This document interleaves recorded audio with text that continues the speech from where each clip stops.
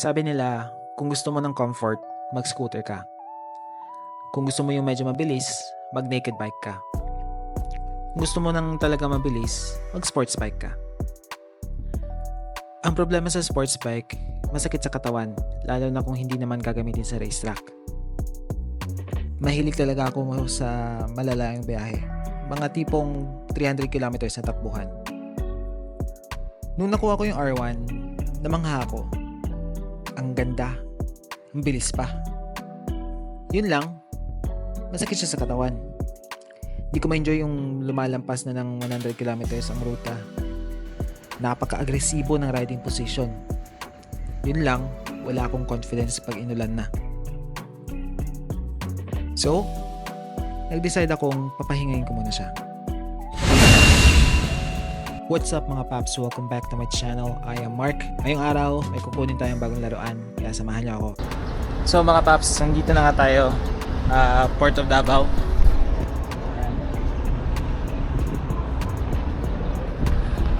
Second time ko na ngayon dito. Yung first time ko, dito ko rin ginawa yung R1. Tapos ngayon, yung kukunin naman natin is yung next na bike natin. Nakahiram tayo ng vest galing sa guard. Excited na ako. Okay. Gulong, okay ba? Si Project, titanium. Shit. Titanium. GR50.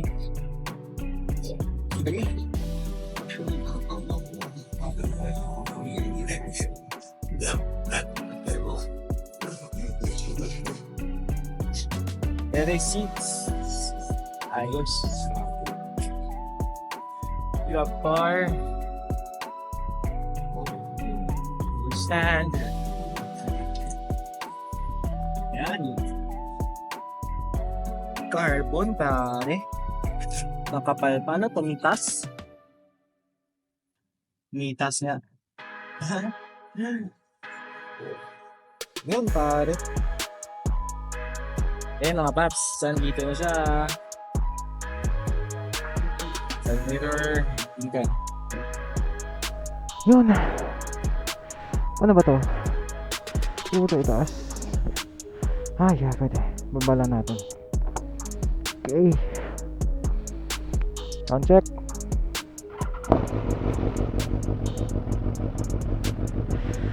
Sheesh! Ay, naka-lowered to bro. Kaya ko siya oh.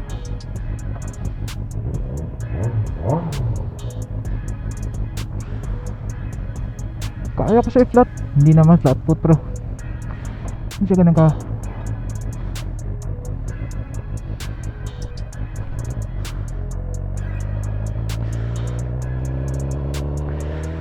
Woohoo!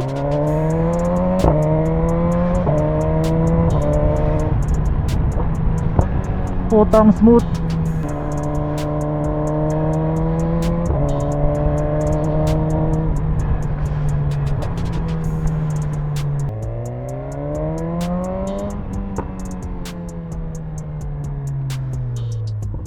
Nga bomba nga. Woohoo! Ang lalim ng tunog.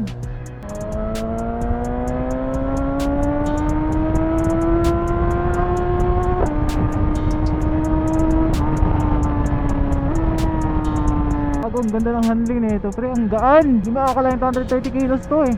Dito off-road tayo konti.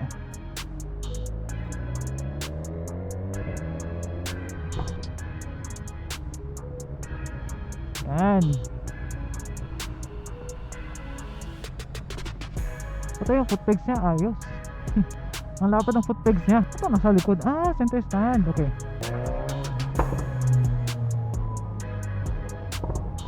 Pwede pang pardagulan to eh.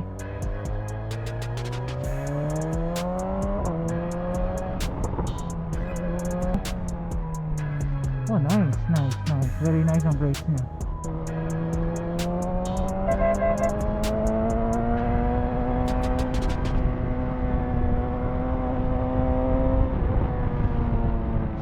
Yeah.